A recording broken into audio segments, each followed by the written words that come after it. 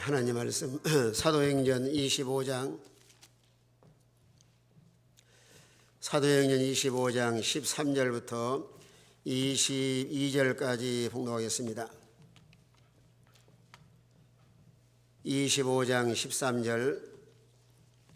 수일 후에 아그리빠 왕과 버니게가 베스도의 문안하러 가이사라에 와서 여러 날을 있더니 베스도가 바울의 일로 왕의 고하에 이르되 벨릭스가 한 사람을 구려하여 두었는데 내가 예루살렘에 있을 때에 유대인의 대제사장들과 장로들이 그를 고소하여 정죄하기를 청하기에 내가 대답하되 무릇 피고가 원고들 앞에서 고소사건에 대하여 변명할 기회를 잊기 전에 내주는 것은 로마 사람의 법이 아니라 하였노라. 그러므로 그들이 나와 함께 여기 오매 내가 지체하지 아니하고 이튿날 재판자리에 앉아 명하여 그 사람을 데려왔으나 원고들이 서서 내가 짐작하던 것 같은 악행의 혐의는 하나도 제시하지 아니하고 오직 자기들의 종교와 또는 예수라는 이가 죽은 것을 살아있다고 바울이 주장하는 그 일에 관한 문제로 고발하는 것뿐이라. 내가 이 일에 대하여 어떻게 심리하는지 몰라서 바울에게 묻되 예루살렘에 올라가서 이 일의 신문을 받으려느냐 한 점, 바울은 황제의 판결받도록 자기를 지켜주기를 호소하므로 내가 그를 가이사에게 보내기까지 지켜두라 명하였노라니. 아그리빠가 베스도에게 이르되 나도 이 사람의 말을 듣고자 하노라. 베스도가 이 이르되 내일 들으시리다 하더라. 아멘. 사도 바울은 주님을 만나서 이제 하나님이 주신 말씀은 예루살렘에서 복음을 전하는 것처럼 로마에 가서도 복음을 전할 것이다. 그러나 바울은 죄가 없지만 계속해서 집요하게 신문을 하고 어떻게 하면 유대인들의 그 고소 사건을 통해서 바울을 죽이려고 합니다.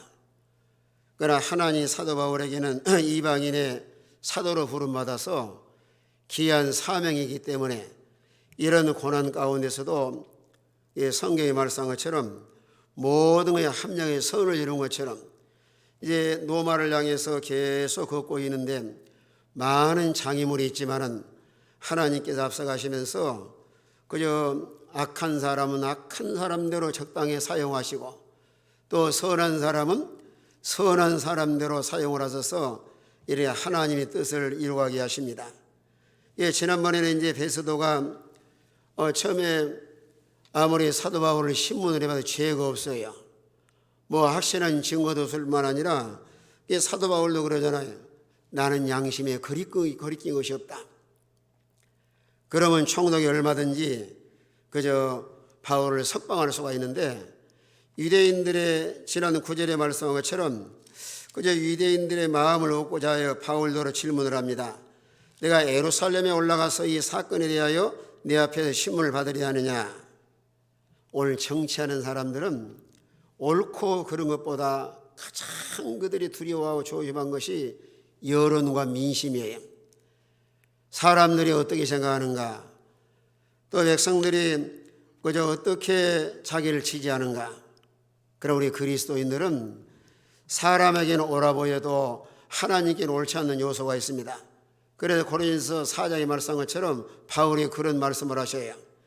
나를 판단치 말라. 나도 나를 판단치 아니하노니 나를 판단하실 이는 누구라 그랬어요? 주님이시다. 천인이 만인이 옳다고 해도 하나님 보시기에 옳지 않는 일이 있고 그저 많은 사람들이 또 보기에는 그릇된 길 걸어간 것 같아도 하나님 앞에는 옳은 일이 있습니다. 항상 우리는 하나님 앞에서 판단을 받아서 사람을 의식하기 전에 이게 하나님 옳은 것인가 옳지 않은 일인가. 그래 정치라고 하는 단어는 한문으로 발을 정자 다스릴 치자예요. 참으로 정치도 바르게 잘 다스려 나가면은 나라라든가 사람이 모이는 것보다 얼마나 질서가 있고 조화를 이루고 바르게 나갈 수 있는데 여러분이 느낌하지만은 정치하는 사람들은 다 거의 자기 유익을 위해서 무엇이 옳고 그런 것보다는 옳은 일을 주장하다가도 만약에 백성들이나 여론이 그저 좋지 못하면은 그걸 다 내려놓고 타협을 합니다.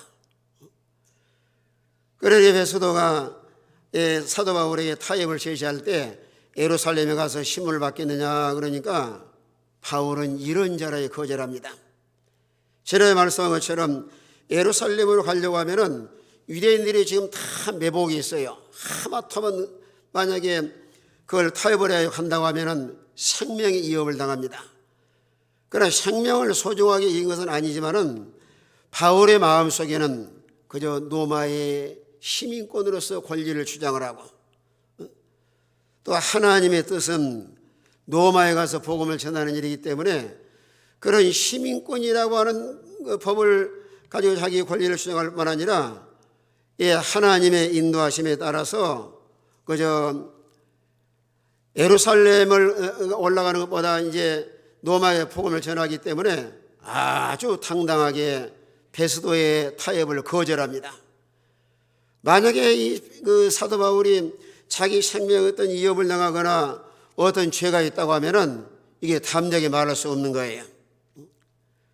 우리의 신앙 문제 외에는 어디를 가든지 그저 죄 짓지 말고 바르게 살아야 어디 가자 참으로 담대하게 우리 하나님의 자녀로서의 이런 권리를 주장할 수가 있습니다. 그래서 사도 바울은 조금도 타협하지 않고 그런 자기 말을 그런 말하는 거예요. 내가 만약에 죄를 짓는 게 있다고 하면은 나는 죽음도 내가 사양하지 않겠다. 얼마나 당당하게 그저 베스도에게 말을 하면서 만약에 송사할 일이 아니면은 나를 유대인에게 넘겨주면 안 된다. 그 베스도도 상당히 두려운 거예요. 상당히 진퇴양난에 놓여 있습니다.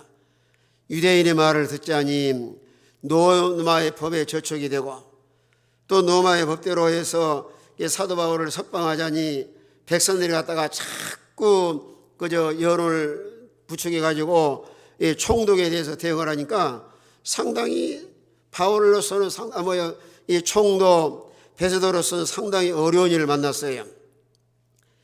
이런 사도 바울이 당당하게 나는 그저 황제 말하는 가이사에 가서 나는 그 심을 받겠다고 하니까 이제 나중에 할 수 없이 12절에서 자기의 정치적인 어떤 상처를 받쳐 빠져나옵니다. 이제 베스도가 어떻게 하냐면은 배석자들과 상의하고 이르되 내가 가이사에게 상소하였으니 가이사에게 갈 것이라니라. 만약에 자기 혼자 그걸 결정했다고 하면은 상당히 어려움을 당할 수가 있는데 거기에 주위의 배석자들에서 의논하는 거예요. 아니 바울이 이렇게 유대인들은 고소를 하고 바울은 가이사에 가서 심을 받겠다고 하면 어떻게 좋겠느냐 그러니까 주위 사람의 전체가 다 그냥 거기 동의하는 거예요. 이것도 하나님의 참 놀라운 섭리예요. 만약에 적극적으로 반대해서 유대인의 고소 사건을 받아가지고 재판도 하기 전에 만약에 정죄했다고 하면은 바울은 하나님의 뜻을 이루기 위해 상당히 장애물이 있을 수가 있는데 그들의 마음을 하나님께서 다 움직여서 그러면 총독이여 바울이 원하는 대로 가이사에 가서 재판을 받도록 하시니 좋을 것 같습니다. 그래서 풀어주고 나니까 가도는 그저 바울의 요청을 듣고 나니까 베스도는 베스도로서의 그 정치적인 위기를 잘 벗어나게 하고 또 사도 바울은 사도 바울로서 하나님 인도하심에 따라 이제 로마로 가기 위해서 그 섭리 가운데 하나님께 잘 인도해 나가시는 거예요. 그래 베스도가 이제 총독으로 있을 때 오늘 13절에 와서는 아그리빠 왕과 번역계가 베스도의 문화나 가이사라에 내려왔습니다. 여기 아그리빠 왕은 그저 헤롯 2세인데 그 아버지가 헤롯 1세예요. 그 아버지 헤롯 아그리빠 1세는 아주 악한 왕입니다. 지난 12장에서 말씀한 것처럼 야고보를 죽이고 베드로를 옥에다 가두고 얼마나 악한 사람인데 그 아들 아그리빠 왕 2세가 이제 그 가이사라의 베스도를 문안하러 갈 때 그 자기 누이 번역계와 같이 내려가요. 번역계도 아주 약한 여자예요. 젊은 여자인데 말하자면 결혼 실패하고 나서 자기 오빠와 살면서 상당히 소문이 좋지 못한 사람이에요. 그러니 이렇게 가이사라에 내려갔을 때 베스도가 왕에게 잘 설명을 합니다. 뭐라고 설명하냐면은 오늘 14절에 여러 날을 있더니 베스도가 바울의 일로 왕에게 구하여 이르되 벨릭스가 한 사람을 구려해 두었는데 내가 예루살렘에 있을 때 유대인의 대제사장들과 장로들이 그를 고소하여 정죄를 청하기에 이제 자기는 노마법을 잘 지킨다고 베소도가 왕에게다 보고를 합니다. 벨릭스 총독이 있을 때 그 한 사람을 구려해 말하자면 유시장에 가둬놨는데 그 유대인들이 갔다가 자꾸 고소를 해서 정죄하기를 원합니다. 바로 왕에 보고를 하는 거예요. 그런데 노마의 법이라고 하는 것은 판결하기 전에는 정죄할 수가 없는 거예요. 그래서 이제 왕이 이렇게 왔을 때 베소도 총독은 자기가 잘하고 있다고 하는 것을 은근히 드러내고 자랑을 합니다. 16절에 뭐라고 말하냐면은 그렇게 유대인들이 갔다가 고소해가지고 정죄하기를 요청했지만 16절에 뭐라 그래요? 내가 대답하되 무릇 피고가 원고들 앞에서 고소사건에 대하여 변명할 기회를 얻기 전에 내주는 것은 노마의 법이 아니라 하였노라.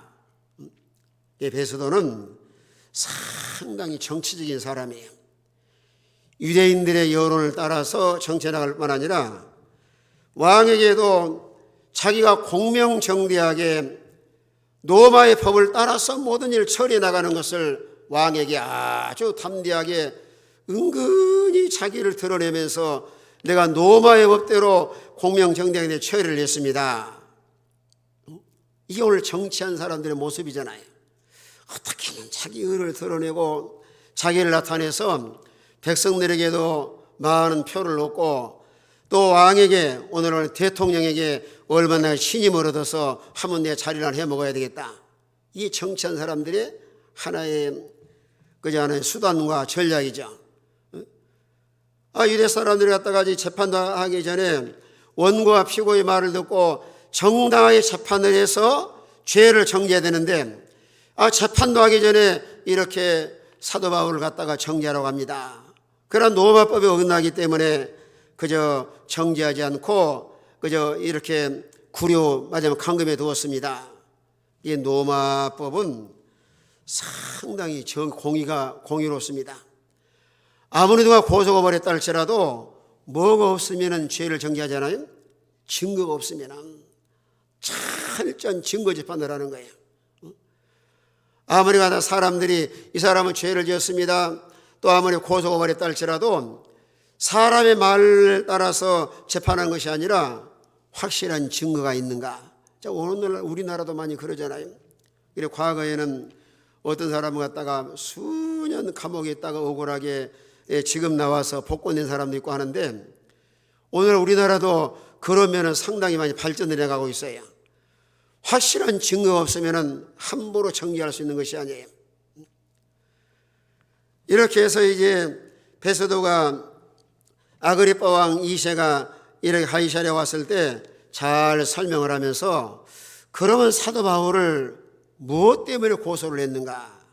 이거 17절 이하의 고소 내용을 말씀하고 있습니다. 오늘 17절 보면은 여기서도 이제 베소도가 자기를 은근히 드러내고 자랑을 해요. 오늘 17절 보니까 그러므로 그들이 나와 함께 여기 오매 내가 지체하지 아니하고 이튿날 재판자리에 앉아 명하여 그 사람을 데려왔으나 여기서도 자기는 지체하지도 아니하고 뇌물을 받지도 아니하고 과거의 벨릭스와 비교해서 자기는 우유부단하지 않고 아주 정정당당하게 그래서 내가 재판자리에 앉혀서 재판을 했습니다. 그래 신문을 해보니까 바울이 잘못한 것이 없다고 오늘 18절에 말씀을 해요. 원고들에서도 내가 짐작하던 것 같은 악행의 혐의는 하나도 제시하지 아니하고 베소도가 가만히 신문을 해보니까 유대인들이 고소한 내용과는 너무 달라요. 사도 바울은 만나서 아무리 조사해 보니까 사람을 죽인 일도 없고 나라를 반역한 일도 없고 그저 악한 일을 하는 혐의가 없는 거예요. 그럼 왜 유대인들이 갔다가 사도 바울을 고소했느냐 하면은 그 고소한 내용을 보면 너무 황당하잖아요. 오늘 19절 보세요. 고소한 내용. 이건 너무너무 황당하고 참 누가 봐도 참 이상하잖아요. 자, 19절 같이 한번 읽습니다. 19절 나 같은 목소리로 시작. 오직 자기들의 종교와 또는 예수라 하는 이가 죽은 것을 살아있다고 바울이 주장하는 그 일에 관한 문제로 고발하는 것뿐이라. 참 너무나 어리석은 중에 하나가 오직 자기들의 종교와 또는 예수라는 이가 죽은 것을 살아있다고 바울이 주장하는 그 일에 관한 문제로 고발하는 것뿐이라. 그러나 자기와 틀린 것이 아니고 자기와 다르다고 고발을 하고, 특별히 유대인들은 갖다가 이런 시기하고 마음속에 질투한 마음이 있어서 어떻게 하면 사도 바울을 제거해 버릴 것인가. 과거에 유대교회에 있었던 사도 바울이지만은 예수님 딱 만나고 나서 180도로 변화되고 나니까 전에 말씀했지만은 자기들을 배반하고 떠났다고 해서 바울을 죽이려고 동맹한 사람 몇 명이라 그랬어요? 40명. 그럼 오늘 19절 말씀을 보면은 이들이 이렇게 말하는 것도 바울을 이것으로 해서 고소를 했지만은 하나님은 또 이들의 입술을 통해서 주님의 십자가의 부활을 전하게 하십니다. 하나님의 섭리가 참 오묘하신 거예요. 그러나 사도 바울은 가는 곳마다 예수님이 십자가에 죽으시고 3일 만에 부활하셨다. 과거에 주님을 인격적으로 만나서 변화돼 가지고 바울의 중요한 메시지는 어디를 가든지 뭐 예수 믿어야 부자 되고 예수 믿어야 세상에서 출세하고 예수 믿어야 크게 성공, 거기에 초점이 아니에요. 십자가의 부활을 증거합니다. 예수님이 십자가에 죽으시고 3일을 부활하신 이거. 그러나 이런 고난과 핍박 가운데서도 그저 사도 바울이 얼마든지 석방됐을 만한 요건을 가지고 있지만은 계속해서 바울을 괴롭힌다 할지라도 바울에게는 사명이 있기 때문에 조금도 낙심하거나 포기하지 않고 아무리 이들을 죽이려고 하고 이런 총독이 바뀐다 할지라도 나는 로마에 가야 하리라. 여기서도 참 중요한 것은 사명을 가진 사람은 수많은 장애물과 역경이 따르다 포기하지 않고 계속해서 전진해서 고난을 각오하고 이런 핍박이나 환란이 있다 할지라도 계속해서 그 주님이 원하시는 이 사명을 합니다. 또 하나 중요한 것은 종종 말씀드리지만은 바울은 말씀을 받았어요. 저는 어디서 말씀 받았죠? 이 말씀 절대 바울이 놓칠 않아요. 로마에 가서도 복음을 전달하라. 23장 11절 보세요. 그러니까 우리가 하나님 말씀을 개개인에게 받았을 때 그 말씀을 붙잡아야지만은 우리 신앙이 흔들리며 고난이 잘 감당해 나갈 수가 있습니다. 이 마이크가 좀 잘 안 납니다. 앞에 거 줄였어요? 모니터? 자, 11절 다 같이 있습니다. 11절. 자, 11절 다 같이 있습니다. 다 같은 목소리로 시작. 그날 밤에 주께서 바울 곁에 서서 이르시되 담대하라. 네가 예루살렘에서 나의 일을 증언한 것 같이 로마에서도 증언하여야 하리라 하시니라. 자, 그날 밤에 주님께서 바울에게 찾아오셔가지고 바울 곁에 서서 이르시되 담대하라. 내가 예루살렘에서 나의 일을 증언한 것 같이 어디 가서도 증언하여야 하리라 그랬어요. 로마에 가서도. 바울은 주님을 인격적으로 만나서 소명과 사명을 가진 사도 바울이고 확실한 메시지를 붙들을 뿐만 아니라 또 사도행 18장 5절에 말씀한 것처럼 하나님 말씀에 딱 붙들려서 환난이나 핍박이나 곤고나 어떤 환경 속에서도 자기 사명에 대해서는 소홀히 하지 않습니다. 아무리 사도 바울을 죽이려고 그러고 이런 수많은 핍박과 고난이 있다 할지라도 바울의 마음속에는 나는 로마에 가서 복음을 전하리라. 또 하나의 중요한 것은 예수님 당시에나 초대교회나 오늘날이나 역사적으로 여러분 복음을 전하고 전도하고 또 이렇게 하나님 나라를 확장해 나갈 때 환영하는 사람이 많은 것이 아니고 항상 완전히 핍박하고 비난하고 또 그저 욕하는 사람이 많아요. 오늘날 우리나라가 특별히 지금 많이 그러잖아요. 코로나 때문에 참 교회들이 어려움을 당하는데 교회에서 한 사람만 또 확진자가 나와도 엄청 네티즌이 공격이 오는 거예요. 그래 그들과 타협한다고 해서 예배를 포기하고 교회에다 문 닫는다고 해서 교회 핍박 안 할 것 같아요? 그래도 교회 욕합니다.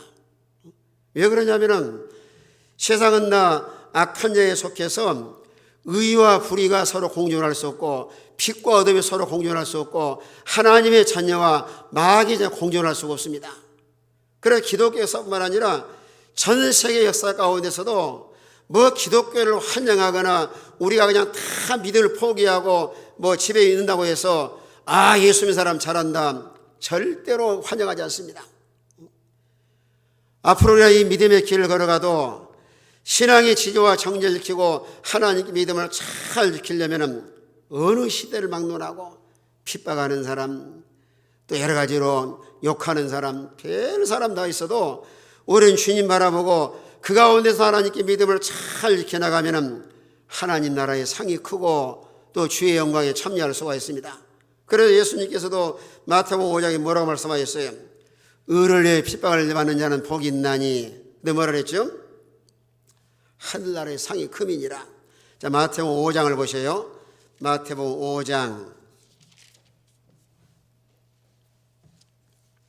5장 10절, 11절, 12절.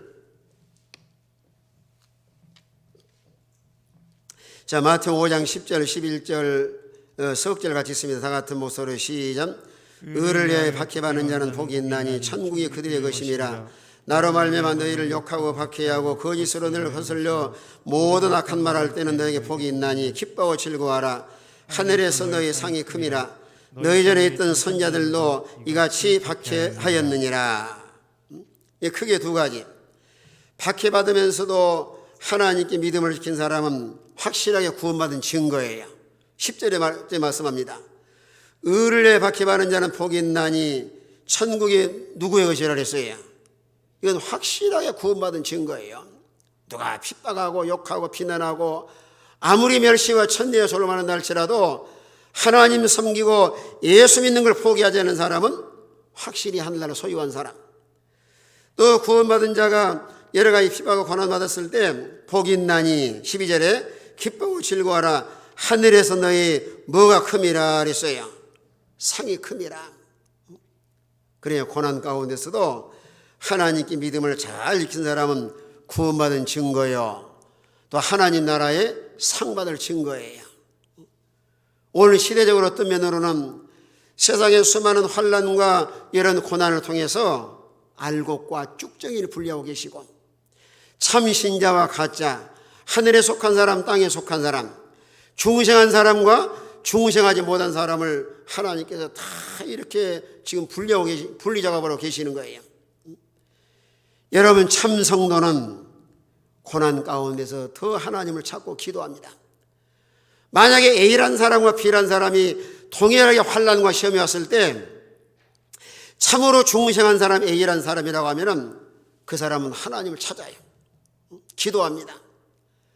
더 하나님을 의지하고 믿음으로 나가는데, 그러나 중생하지 못한 사람이나 아직까지 예수를 인격적으로 만나지 못한 사람은 교회를 떠납니다.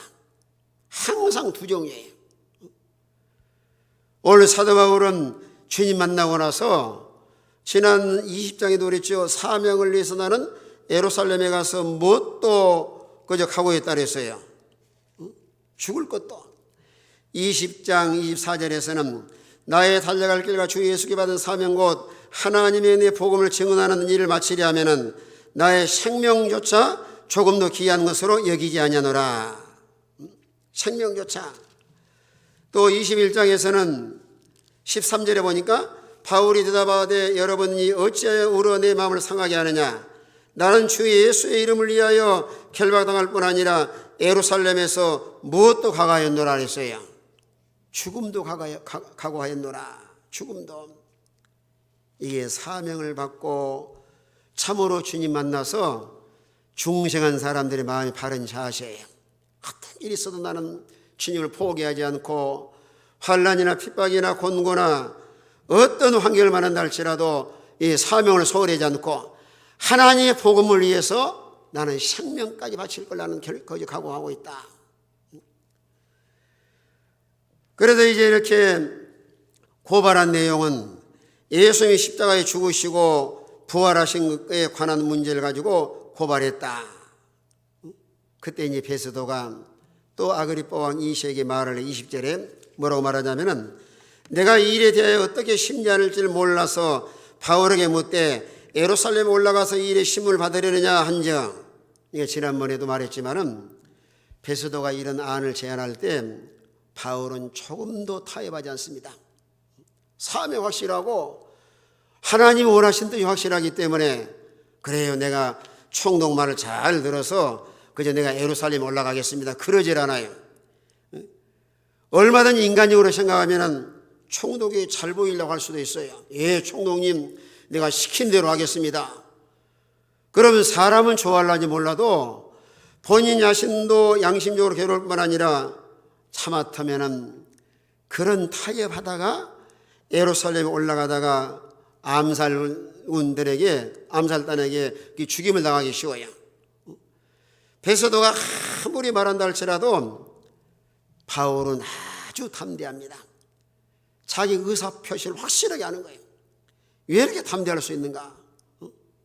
종종 말씀드리지만 잠언 29절 말씀 것처럼 뭐라 그랬어요? 악인은 쫓아온 자 없어도 도망하나 의인은 뭐라 그랬어요? 사자와 같이 담대하리라. 분명히 사도 바울이 자기는 불의한 일을 행하지 않고 마음속으로도 늘 말씀하기를 나는 양심에 대해서 아주 나는 깨끗하다. 사람이 죄를 지으면 항상 불안하고 이런 담대함이 없어요. 그러나 사도 바울은 양심에 대해서도 거리낌이 없을 뿐만 아니라 사명이 확실하고 이런 성령의 충만함이 있기 때문에 이거 내가 이렇게 말하다가 총독이 죽임당하지 않겠는가, 그런 거 전혀 두려워하지 않아요. 종종 우리 하나님께 그러시잖아요. 무엇이나 강하고 담대하라. 우리가 주님을 의지하고 예수님 안에 살고 이런 성령이 충만한 자라야 어디 가나 세상을 두려워하지 않고 아주 극강담대할 수가 있습니다. 그래 예수님께서도 요한복음 13장 33절에 뭐라 그랬어요? 내가 환난을 당하나 담대하라. 내가 세상을 이겼노라. 여호수아 1장에서도 여호수아가 모세의 세상을 떠나고 나서 상당히 의기소침하고 있을 때 우리 집에 찾아서 뭐라고 말씀을 하셔요? 여호수아야 일어나라. 내가 모세와 함께 있는 같이 내가 너와 함께 할 것이다. 강하고 담대하고 하나님 말씀만 잘 순종해 나가면은 네가 평탄하고 어딜 가든지 형통할 것이다. 우리가 신앙생활하면서 그저 마음이 약해지면 안 됩니다. 영적 관리를 잘해서 항상 담대하고 마귀 시험이 와도 담대하고 마귀가 우는 사이에 삼킬자를 찾는다 할지라도 베드로전서 5장에 말씀한 것처럼 믿음에 굳게 서서 이 마귀를 대적하고, 이 악한 마귀도 우리 영적 상태를 잘 알고 있어요. 이 사람 심령 상태가 연약한가, 확실히 중생을 해서 그 마음속에 성령이 내주하고 계시는가, 하나님 의지하고 있는가. 그래 종종 말씀드리지만은 우리 신앙이 가장 침체됐을 때가 상당히 위험할 때예요. 그때는 시험에 잘 들기도 하고 조그만 말에도 서운한 마음이 들어가서 그저 섭섭하기도 하고, 그래서 영적 관리를 잘 해나가되 여러 육체도 늘 체크를 하잖아요. 병원에 가서 내가 어디가 연약한가. 우리 여러분 신앙의 세계도 기도 생활이라든가 말씀 묵상하는 생활이라든가 예배 생활이나 봉사 충성하는 일이나 하나하나 체크를 해서 우리 믿음이 약해지지 아니하도록. 마귀는 어느 시대를 막론하고 우리의 가장 약점을 루트를 통해서 우리에 들어와가지고 넘어지게 하고 하나님과 멀어지게 합니다. 항상 우리 약할 때 신앙이 다운되고 뒤로 퇴보할 때가 가장 조심할 때예요. 오늘 사도 바울은 사명을 위해서 조금도 총독을 두려워하거나 자기 사명에 대해 소홀하지 않습니다. 아주 담대한 거예요. 그래서 베스도가 예루살렘에 가서 신문을 받으리느냐 하고 질문을 하니까 또 바울은 거절을 해요. 21절에 바울은 황제의 판결을 받도록 자기를 지켜주기를 호소하므로 내가 그를 가이사에게 보내기까지 지켜두라 명하였노라. 베스도가 또 아그리빠 왕에게 자기가 잘한 거 은근히 드러냅니다. 왕이여, 바울이 로마의 식욕을 가진 사람으로서 두 가지 요청을 해서 내가 그대로 바울을 잘 지키고 있었습니다. 하나 요청은 뭐예요? 황제의 판결을 받도록 해달라. 또 하나는 황제의 판결을 받기까지 자기를 잘 지켜달라고. 왜냐하면 계속해서 유대인을 죽이려고 하니까 사도 바울을. 그래서 그저 로마의 시민권을 가진 사도 바울을 이 베스도가 잘 지켜주는 것은 아그리빠 왕 2세로서는 그래, 로마의 시민으로서 당신이 좀 잘한 거다, 얼마든지 칭찬받으려고. 미국이란 나라가 아주 인권이 발달한 나라잖아요. 그러나 자기 백성에 대해서는 아주 보호하고 예를 씁니다. 가령 예를 들어서 얼마 몇 해 전에 그저 미국인이 북한에 억류돼 있었잖아요. 그럴 때는 대통령까지 다 나서서 자기 백성들 어쩌든지 어떤 방법으로든지 서로 대화를 하고 타협을 해서 백성 다 데려가잖아요. 우리나라가 그거 따라가려면 아주 멀었어요. 그만 자기 동족에 대한 그 사람과 자기 동족이 어려움을 당하고 감금되었을 때 그걸 절대로 외면하지 않아요. 그러나 사도 바울도 과거에 자기가 로마의 시민권이라는 것을 주장하지 않다가 이제는 이런 위기를 만났을 때는 적절하게 계속 절제하다가 적절하게 사용을 하면서 나는 로마의 시민권자로서 어떤 로마의 재판을 받기 전에는, 죄가 드러나기 전에는 저 유대인들의 송산대로 저들에게 넘겨주면 안 된다. 자기 권리를 주장을 하고. 이건 오늘날 우리 그리스도인에게는 그저 사도 바울은 로마 시민권자로서의 보호를 받을 권리가 있고, 또 우리 예수 믿는 신자는 하늘의 시민권자로서 하나님께 보호를 받을 권리가 있어요.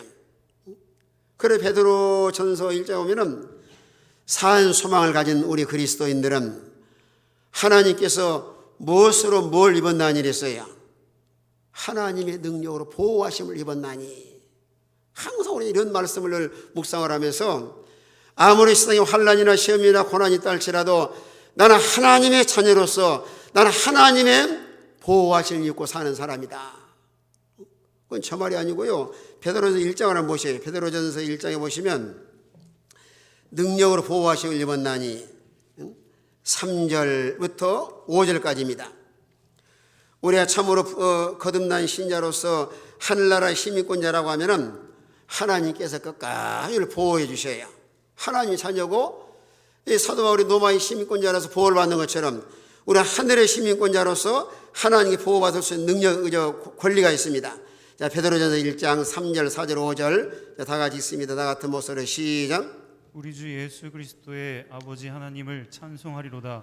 그의 많으신 궁일대로 예수 그리스도를 죽은 자 가운데 부활하게 하심으로 말미암아 우리를 거듭나게 하사 산 소망이 있게 하시며 4절 썩지 않고 더럽지 않고 시하지 않은 유업을 있게 하시나니 곧 너희를 내 하늘에 간직하신 것이라. 5절 너희를 말세에 나타나게 예비하신 구원을 얻기 위하여 믿음으로 말미암아 하나님의 능력으로 보호하심을 받았느니라. 자, 하나님 무엇으로 뭘 받았어요? 능력을 보호하심. 그래, 하나님의 자녀로서 날마다 하나님 믿음으로 살고 우리 하나님의 인도하심을 따라 이런 통행하는 삶을 살아갈 때는 하나님의 능력으로 우리를 다 보호해 주시는 거예요. 때로는 천사를 보내기도 하시고 때로는 직접 손 붙잡아 주기도 하시고, 여러분 구약 다니엘서에 사드락과 메삭과 아벳느고 같은 사람도 믿음으로 사니까 풀벌의 처형을 당했어도 하나님이 누구를 보내서 보호해 주셨어요? 천사를 보냈어요. 다니엘이 사자굴에 들어갔는데 하나님이 보호하셔서 그저 계속 하나님 보호하셔서 그 생명을 전혀 그들이 해치지 못하도록 하나님 보호해 주신 겁니다. 이게 참 하나님 놀라운 은총이에요. 그러니까 바울은 로마의 시민권자라서 보호를 받는 것처럼 우리는 예수 믿어 구원받은 신자는 어느 나라의 시민권자예요? 하늘나라의 시민권자. 하나님의 능력으로 보호하심을 받았나니. 바울의 요청대로 베스도가 황제에게 재판받기를 원한다는 사실과 바울을 지켜줄 것을 그대로 받아들여서 베스도가 이렇게 가이사에 감금해 두었다가 이 아그리빠 왕 2세에게 보고를 합니다.